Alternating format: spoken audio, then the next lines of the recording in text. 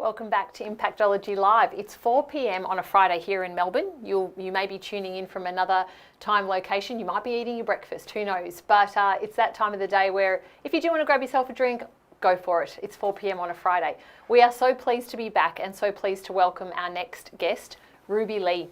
Ruby Lee is a sought-after business coach, digital nomad, cross-on obsessed, free spirit and founder of Own Your Hustle movement. Ruby started her company following a career in recruitment, pretty much a 9-to-5 career.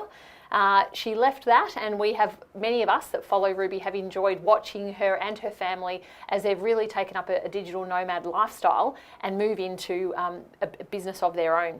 Ruby called her company Own Your Hustle as a reminder for her daily that we love our soul-led hustle.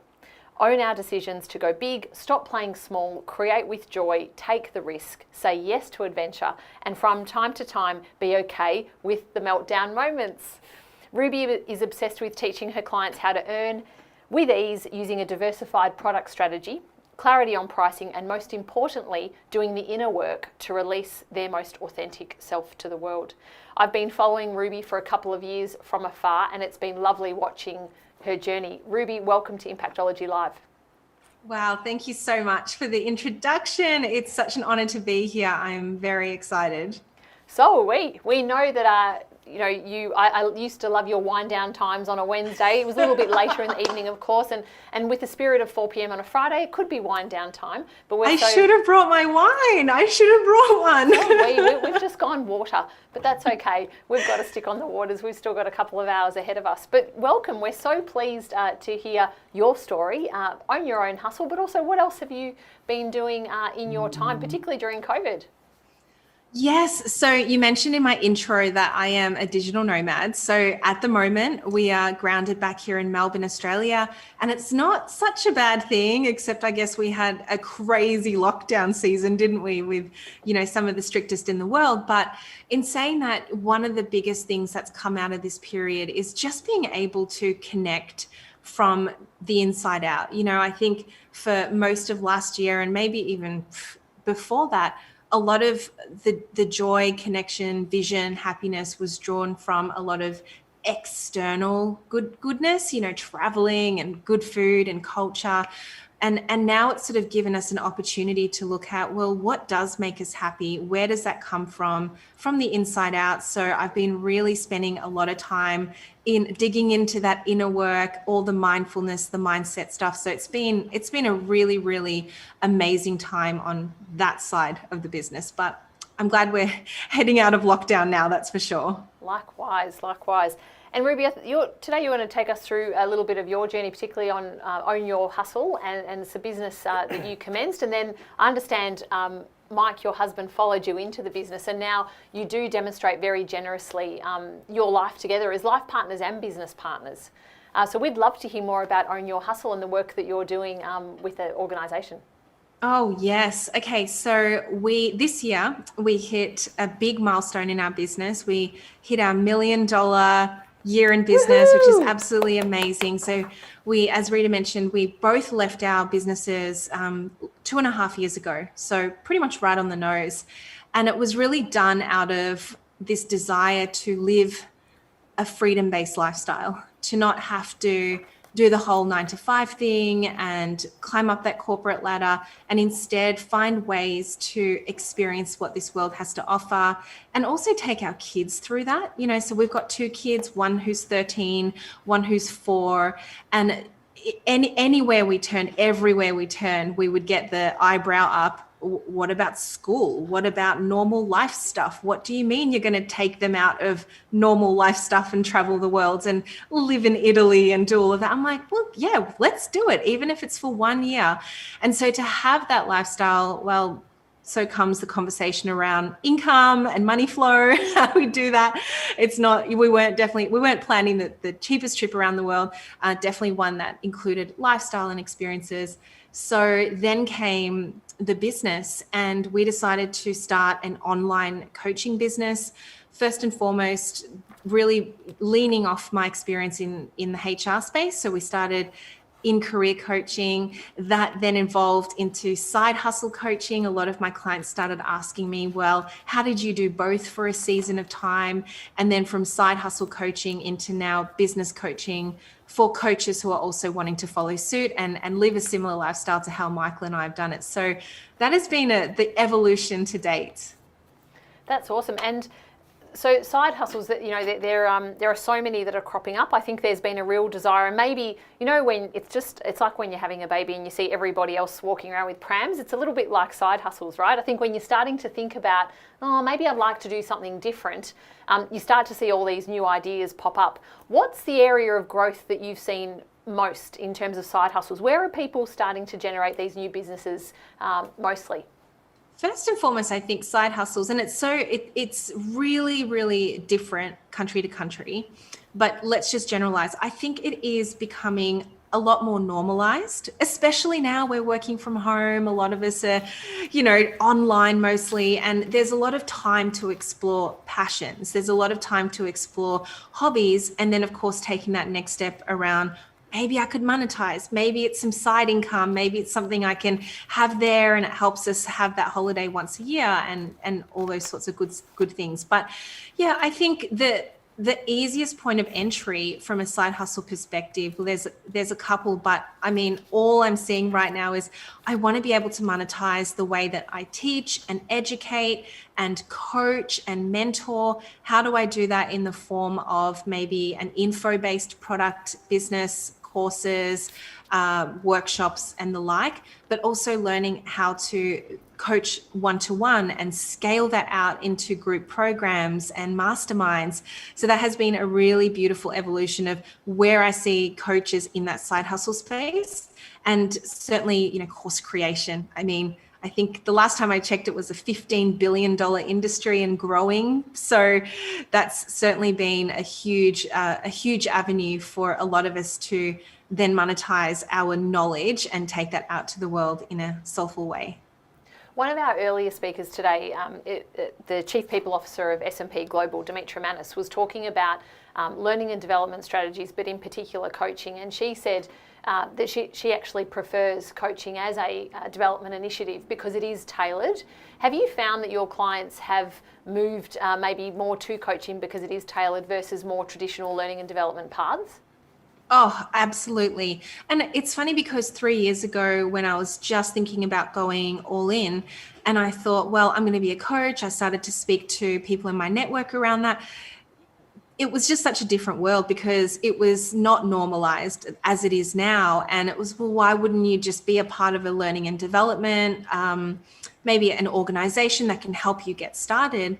Whereas nowadays, if you are thinking about starting your own coaching practice and your own coaching business, the point of entry is really quite easy to come into, and that's where it stops. So there's a lot of challenging aspects around growing your business and having that personal branding. But I've been seeing a lot of my clients who have said, my company, they've given me X amount of dollars in the L&D budget. I would rather put it towards personal coaching over and above anything else right now, because simply put, conferences aren't running. We have beautiful online spaces like this one where we're able to attend for free. So a lot of that has now funneled into personalized one-to-one coaching and mentoring for sure. And Ruby, how's this time during COVID actually reset your notion and idea around scaling and growing a business? It's become a lot easier this year. And I say that with hand on heart for those businesses that have really suffered and have gone through, those real dips and those challenges. Online coaching has been one of those industries that has certainly thrived because of what we've discussed earlier, but also now it's almost I've got more time to actually sit down and take part in a coaching program, or maybe it's about time I look at what needs recalibration or what needs some more alignment from a personal life perspective, a development point of view for sure. So COVID and being in lockdown and quarantine, if anything, it has really grown the coaching industry. And what, in terms of the coaching as well, the pivot in terms of how to scale, are you finding that people are looking for different outcomes from coaching, or do you find that it's pretty much a slight pivot in terms of what was done earlier, or do you find a complete different change in what they're looking for in terms of their needs? I feel it's such a great question. It feels a lot deeper in the sense of what they're looking for. So rather than, I need the solutions, I need the tactical stuff, I need the strategy, just help me, just 1, 2, 3, 4, let's get the framework up and let's do this. It's a lot more inner searching for their purpose and their why and their connection to the business and their career and what they want to do with their family longer term. So a lot of those discussions are coming out, I'd say, a lot more this time around. Yeah. And what are your hopes for next year as we go into 2021? Obviously, there's a lot of uncertainty. So what we hope and what will play out are two different things. But what are some of your hopes for 2021? Let's assume things continue in a COVID normal situation. How do you see that playing out for yourself? Well, so for myself and my business, not a lot really shifts from a COVID normal perspective. All I need is my laptop and my headphones and I'm good to go. And it's been like that since I left my corporate job, just traveling around the world with the laptop. But I guess in 2021, I think there's so many people out there who are chomping at the bit for events, in-person connection. So definitely if you're someone who's thinking about hosting live, and even if it's a more intimate group, I know the masterminds that I run, there's always a retreat component. So we're all just so excited to get together and have that beautiful connection in person. That's my hope for 2021. Ruby, in the last couple of days, I did see a screenshot of I think it was one of your mastermind classes with a group. Tell us a little bit more about that program. Yeah, I have 2 masterminds. So I have one that's more so catered towards those that are just starting out. You may have been dipping your toes in the coaching waters and you're getting some great referrals through your network. So typically you can get to $2,000 to $5,000 a month through coaching just through your network, and referrals is fantastic. So I have a mastermind based off that to help you really grow that through and bring in more consistent income. The other mastermind, which you would have seen, is more established coaches really heading towards that million. They've got their eye on the prize. It's obviously not just about the money, but it's about what it represents from a service perspective, helping more, scaling more, having more freedom to really think about their coaching more so as a brand to help serve others. So it's really beautiful to be in those 2 spaces and seeing the graduation and the connection when it's those aha moments of breakthroughs and big deliveries in their business, big contracts being signed. It's such a ball. Now, I can say this as a coach. Often what presents as issues, I guess, or problems to help clients solve are often also messages for ourselves a lot of the time. What would you say is the issue that comes up the most, that you benefit the most from when you're coaching clients and maybe speaking words of wisdom? Oh, so biggest mindset blocks?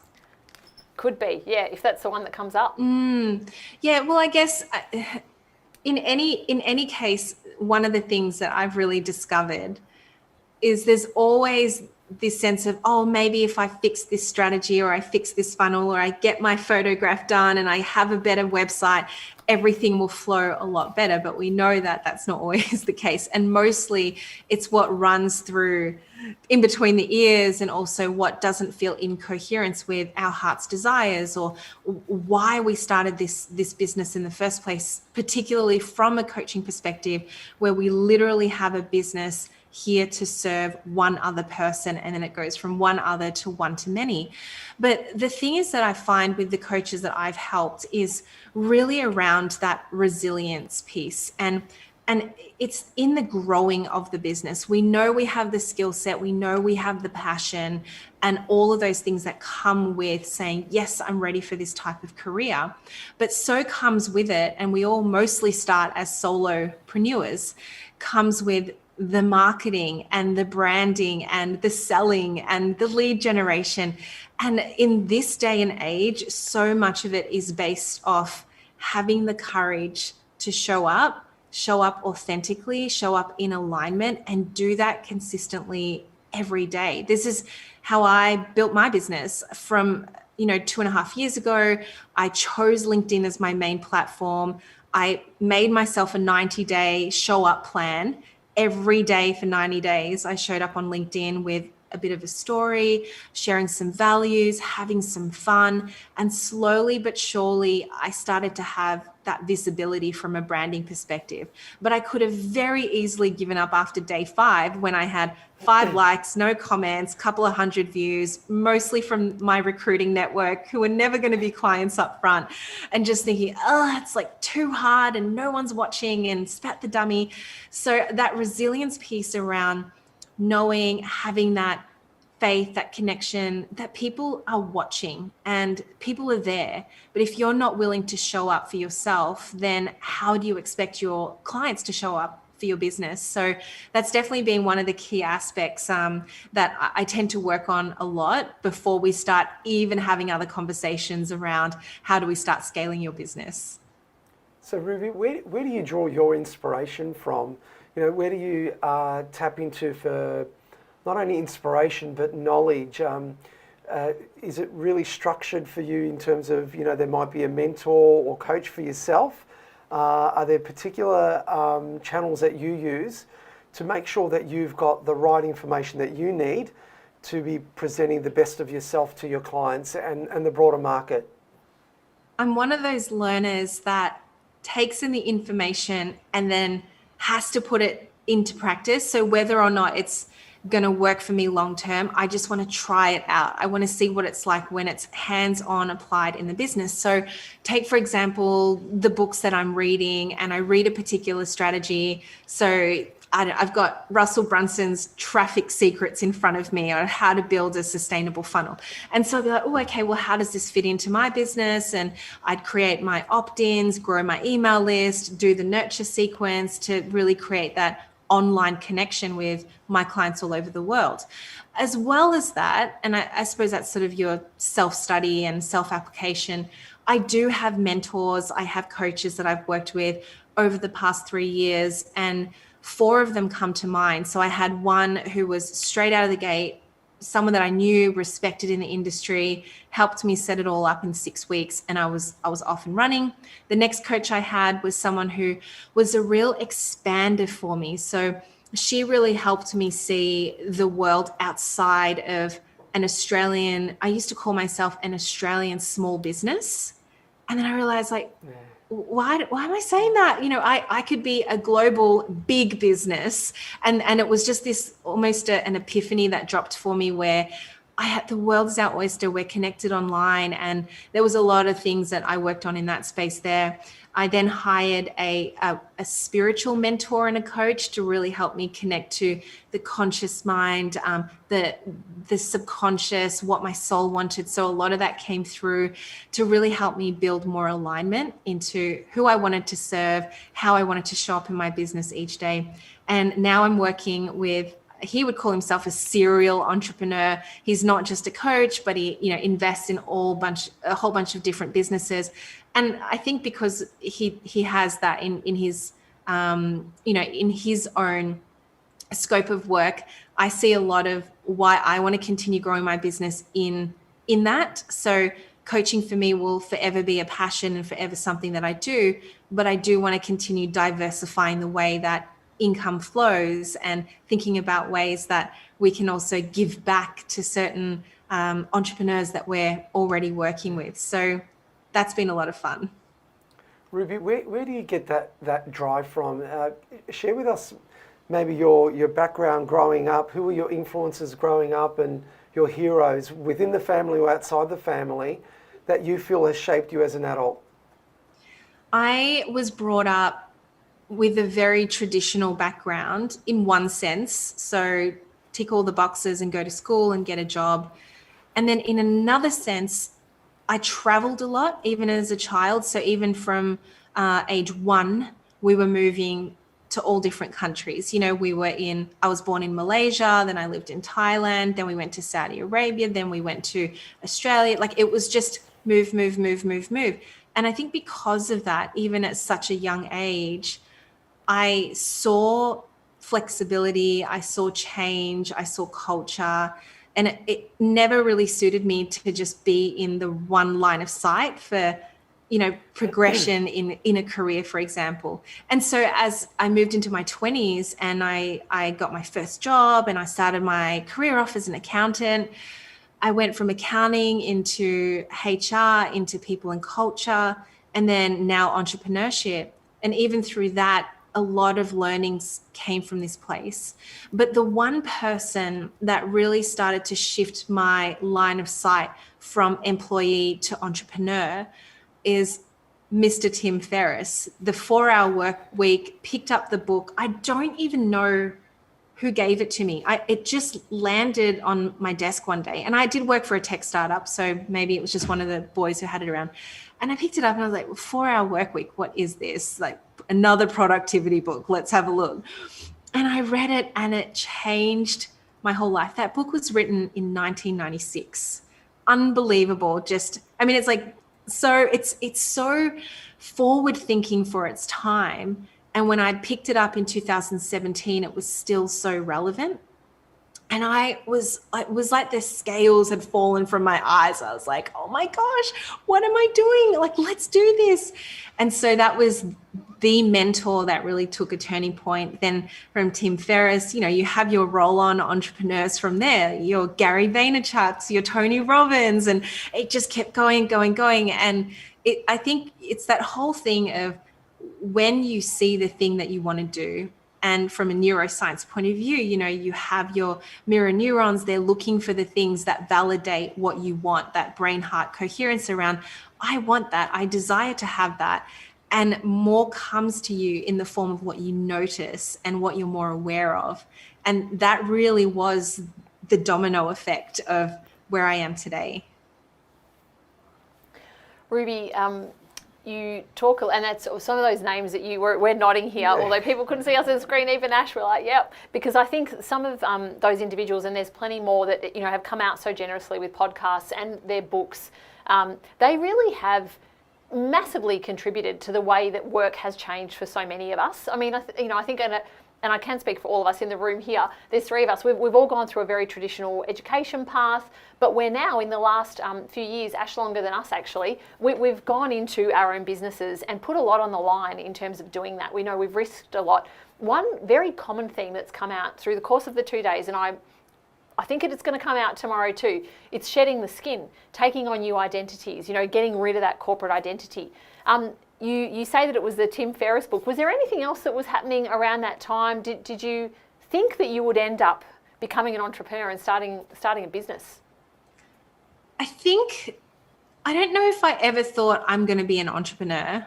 I always thought that career path was really sexy and it was in the lights and it was like, wow, all that travel, and don't entrepreneurs write books and then I can do a book tour like Carrie from Sex and the City. So maybe it was just definitely more of a romanticized idea of it.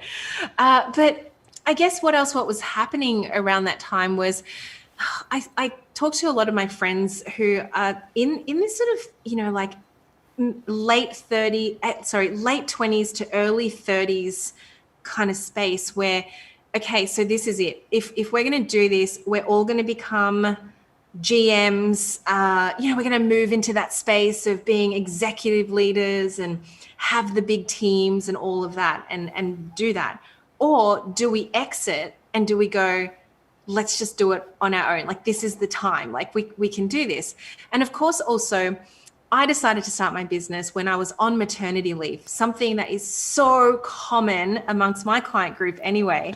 You know, you have your mums who are just like, now what? Like, I'm watching the clock. I've had enough of TV. So I had my 5-month-old and I was listening to Tim Ferriss and then listening to podcasts and on the YouTubes and going, wow, like I can do this. My husband comes home from work And I've built an entire website. I've just done it. I watched some tutorial. I've downloaded this thing called Squarespace. I bought a domain. He's like, wow, we're doing this. I'm like, let's do it. So I think that flow really came from a place of also having a super supportive partner in the process, where I think he was just ready to get the hell out too. You know, he was like 18 years in insurance.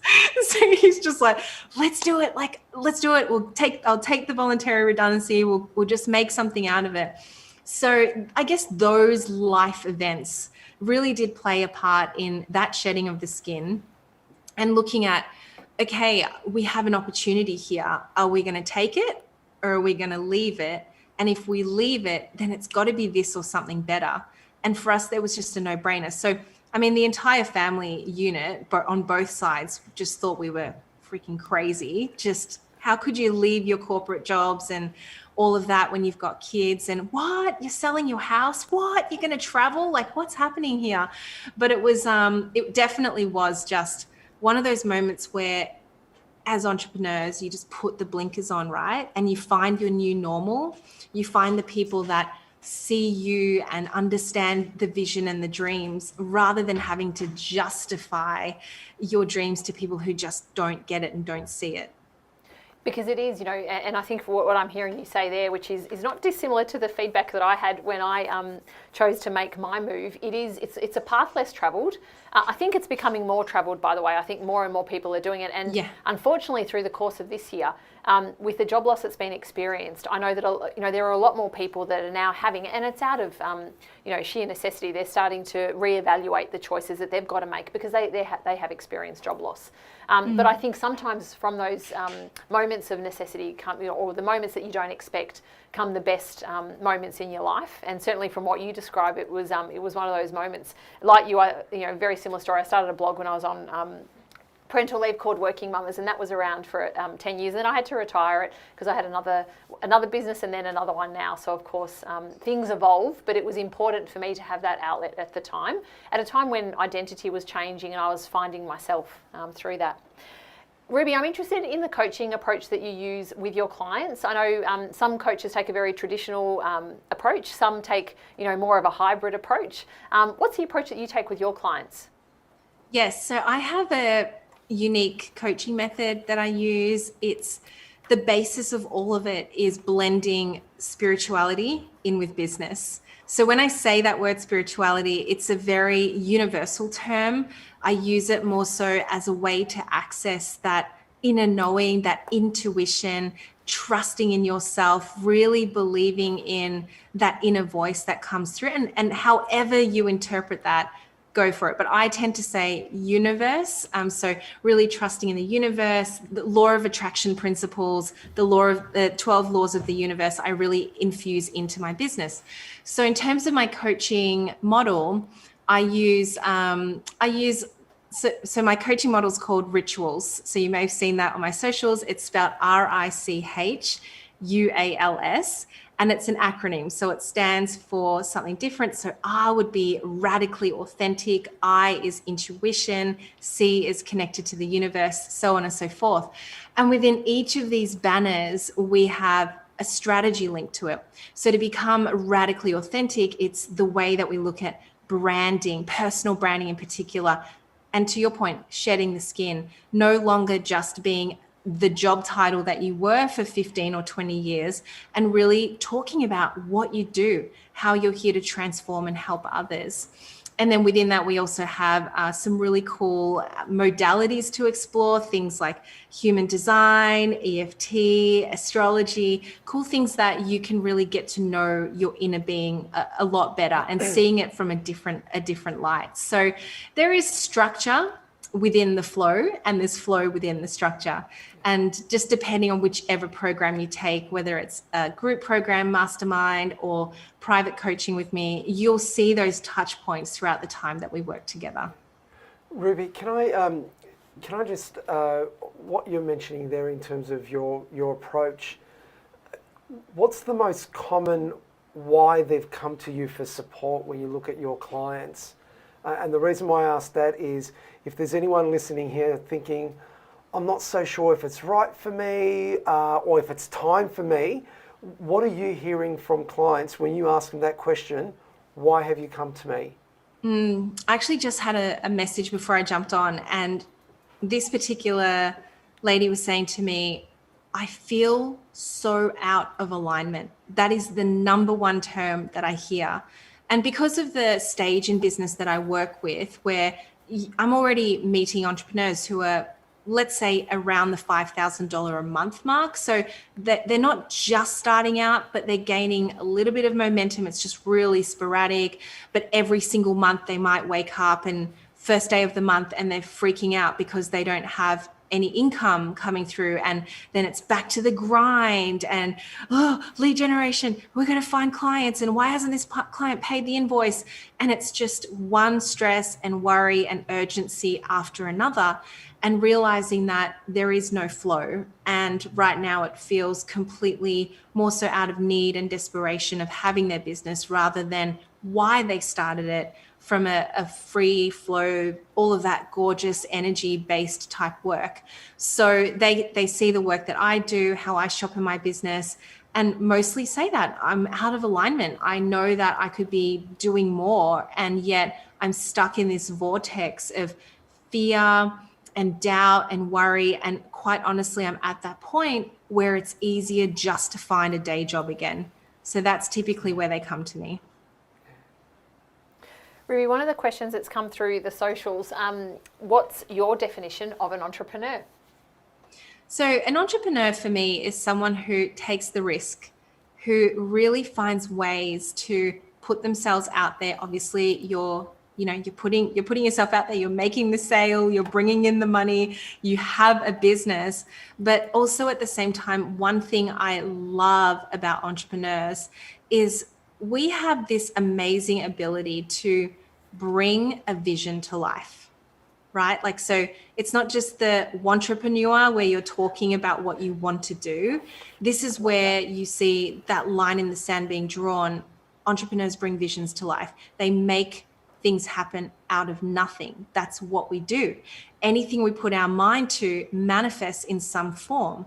So speaking opportunities like this one, that just, we bring that through. Or, having a Forbes feature, filling group programs, masterminds, selling products, whatever your thing is, holding events. There's just a way that we find people, process, whatever it is that supports that vision. There's a way that we can connect all of that together and bring that mission to life, and obviously have all of that beautiful money flow coming through as well. Couldn't agree more, Ruby. I think that the big thing that comes out for me for entrepreneurs is that creativity, the curiosity, and it's not accepting no as an answer. And I know that some of those that are close around me would describe me in this way. Stop laughing, George. He's been talking to my husband. But it's about not accepting no. And even when something looks like it's too tricky, or why would I go there? No one else has. Why would I? It's about trying to break through, because someone ultimately has to break through. That's how some of the greatest stuff in the world is achieved, and some of those greatest ideas come when someone's got the courage. And that's certainly another word that's come up for us in the last few days, but the courage and the bravery to actually break through and try something new and different. Yeah, and it's courage. We've also heard the freedom that the lifestyle or the life of purpose that you're describing as well, Ruby, which is, how do you move beyond the doing and move into the realm of being, which is one of our speakers yesterday explained it. What's the future look like for you, Ruby? Let's put the external environment at the moment and the challenges around that. Where do you see your path from here? What's the next 3 to 5 years look like? It's always going to involve travel. I'm chomping at the bit for borders to open up and to go out there, obviously safely, because I'm still, I'm traveling with 2 little ones. So yeah, I think a business that involves that beautiful connection with culture, and I see retreats, I see events, I see in-person connection, as well as really being able to serve online and bigger programs, signature masterminds and whatnot. And definitely I'm writing a book at the moment. So there is a book on its way. It feels really exciting, and that's maybe another aspect of being that entrepreneur and that creativity is you never run out of ideas. There's always so much going on. That list never ever seems to stop in the most wonderful of ways, not in the most draining of ways. The other list, the list of, oh, what if we could do this and partner with this person and, have the podcast go out and all of this, like that part to me feels really exciting. So 3 to 5 years, I think will involve a lot more travel and connection with other humans. Now, Ruby, I've got to ask you this question because COVID, and in fact, before COVID, my husband and I started working together from home, separate businesses. But at one point I had to go in and say, you are just tapping too loudly on that keyboard, right? It was driving me nuts. So how do you and Mike work together harmoniously? That's what it looks like anyway on your social feed. So tell us, your stories. How do you make it work? We did a podcast episode on this specifically because we get asked this a lot. And we've always had quite a serendipitous connection when it comes to work where, I don't know, like it's really bizarre. I've even met some people who are, they're like psychics and whatnot. And they're like, you two are just meant to be in business together. I'm like, I know. So there's this way of like, I guess even now as I'm here and I'm speaking today, he's upstairs and he's just working on the business, whatever is in his realm, he's doing that at the moment. And then sometimes we might swap back and forth. But we have lived in tiny apartments in Paris and Lisbon where we literally have to just like be on the bed together and doing work because there's just no actual space to do anything else. And that can certainly be frustrating, traveling and having the kids and the luggage and the travel itinerary. Oh yeah, that definitely put a lot of pressure on the work relationship in particular, because it's like, well, I need to get this out. No, actually, I need to get this out. And this is really important. I've got a deadline here. But ultimately, it really just comes down to, okay, where can we meet in the middle? Or can we actually, where is it that we can make sacrifices? And then obviously, if there are any arguments or blow-ups that come out of that, then it's just, you know what, we get to apologize for our bit and the thing that didn't work out and all of that. It's such a different environment to be in when you're just in under one roof. So hang in there, guys. It is definitely not normal. It's not a normal situation to be in. There's obviously going to be that readjustment period. But if you can get through this, you can get through anything. And noise cancelling headphones work a treat for loud. Yes, loud parties. yes, definitely. Ruby, just thinking about your digital nomad lifestyle and traveling the world, particularly for your 13-year-old who's obviously, you could probably see a lot more change there. What's one of the things that you've realised in their own development, traveling around the world, that in your heart of hearts that if you remained in Australia, that you wouldn't have seen that development or maturity? Oh, it was like, both of them, I saw this. It was just this idea of the world is so big and the opportunities are endless. And that's the way I brought up my boys anyway, around you can be anything, and it's not just anything within the school system or anything within what you see in terms of what degrees you can get. You can just go be anything. And I saw it when, especially my 13-year-old, he loved LA. I mean, it's like boss there, right? So everything's big, everything's shiny, everything is just overboard. And I think he saw it and went, wow, I'm going to live here one day. I'm going to work here one day. And I don't know if he will, but it's just that idea of life is bigger than Melbourne. There's more things out there than, we used to do drives to the beach house or whatnot, but it was just so amazing. And then the little one, he was 3 at the time. And how they're just so easily moldable and they just pick up so much. I mean, he was speaking Portuguese when we were in Lisbon. He started to learn Italian. He started to learn Bulgarian. Like, we lived in all these European countries.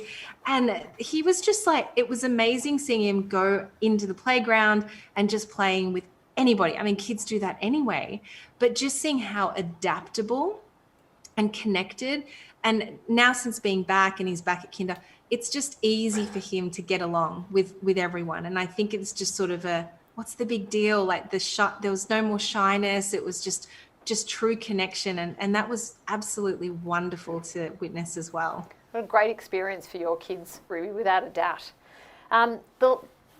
Before we move to our final two customary questions, I have a question for you. One thing that you've been very generous again with sharing is some of your daily rituals and practices. You've talked a lot about, you visualizing and putting things into your journal on a daily basis. Would you mind taking our viewers through what you do in terms of your daily habits to keep your energy up? Obviously, it's there in abundance, and keep you really focused on your business.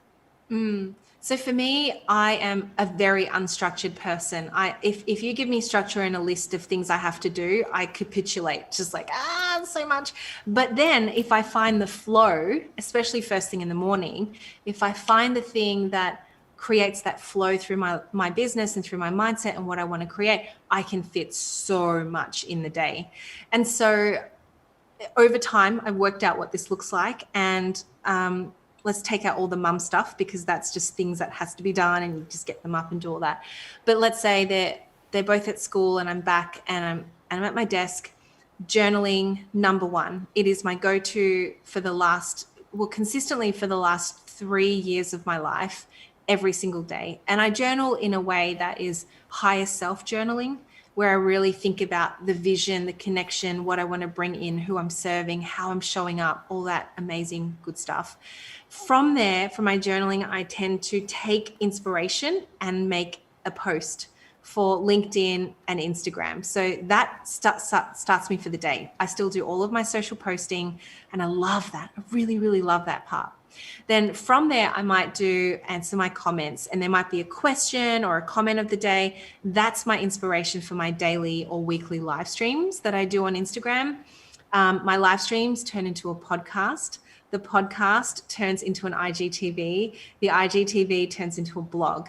The blog turns into an email. So just from that one practice of flow being journaling, everything else comes into play.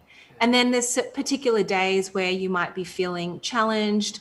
There's difficult things going on. You feel energetically low. You're frustrated at the business. I will take certain more time out so I can meditate. I can connect with nature.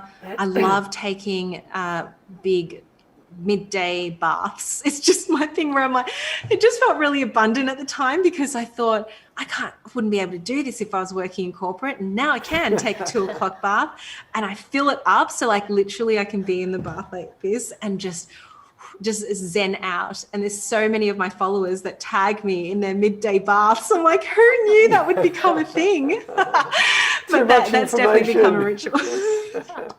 That is awesome. Yeah. That's great. That whole approach that you spoke about, I'm sure you've come across this, Ruby, but Gary Vee, probably going back now 12, 18 months ago, released his content pyramid model, and he just shared it with the world around. He can grab one piece of content, which could be a 40-minute keynote presentation, and that can feed 50 to 60 pieces of content for the next month. So I think your approach there is just makes perfect sense, and it takes away the decision fatigue around what else do I need to think about. It's really just scaling and building on one idea, but repurposing it for different platforms and audiences. So that's fantastic. Absolutely. Ruby, I have 2 final parts to this conversation. Are you ready, first of all? Oh, is this like, do I need to be sitting on the edge of my seat for this? Yeah, I'm ready. Sort of, but I just build up the drama anyway. The first, we've got one question and one game. So the question is, your 18-year-old self, you're on a video call with your 18-year-old self. What life advice would you provide to young Ruby? I'd say to her, get on YouTube, do the thing. Because at 18, I thought, should I do this vlogging thing that everyone's doing? Oh, I don't know who would even watch. I'd be like, girlfriend, they would love watching you vlog your life. It'll be so much fun. Yeah, I would definitely have said to her, go down that path. Okay. So let's, in the time capsule, go back and change that up. And then the second part to this is a word association game. So I will share a word with you and you share back with us the first word that comes into mind. Is this G-rated? It's nearly 5 p.m. on a Friday. It's kind of borderline. On a Friday, yeah. Okay, all right, let's go there. Love. What, sorry? Love. Clients. Travel. Abundance. Family. My soul. Intuition. Necessity. Coaching. My life. 2020. The best year. Manifesting. I don't even know one word for manifesting. Oh my goodness. Creation. Love it. Love it. 2021. Expansion. Love it. Ruby, thank you so much for your time, for your insights, and just your generosity. We've really appreciated this chat, and we wish you all the best. And just before we do finish up, individuals that are watching this chat live or post the event, where can they find you? Come and hang out with me. I'm on Instagram _RubyLee_. Or if you want and you're on LinkedIn, come and look me up, Ruby Lee. Thank you so much again. You have a lovely weekend, and thank you again. Well, let's keep in touch. Thanks Definitely. so much. Thank you so much. Thanks everyone for watching. Thanks, See you Ruby. soon. See you later. Cheers. Bye. That was Ruby Lee. Fascinating, just a lifestyle, the digital nomad. It's so far removed from what many of us would imagine, but she just makes it sound so simple. Just pick up 2 young kids and travel the world, but so much energy and insight. We are at 13 minutes to the hour. So you have 13 minutes if you are in Australia to go get yourself a drink because it's nearly happy hour. And even if it's the morning where you are, just grab yourself a drink anyway. It's happy hour It's anytime. happy hour anyway. We got Harpreet Gulman joining us in 13 minutes from India. We look forward to seeing you then. Thank you.